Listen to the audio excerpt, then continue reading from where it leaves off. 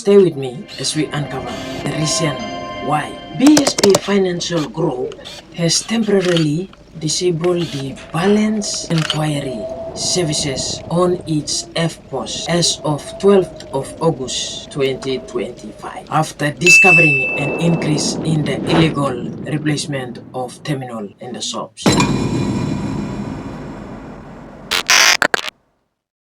So BSP Group Retail Banking Manager Ronis Dayal has advised the customers that they can continue to access their account through secure channels. So the aim of BSP is to reduce the fraudster. So the good news is back in April 2025, BSP has announced its partnership with Verifone. Verifone. This Verifone. Well, a Verifone is global leader in payment technology solution.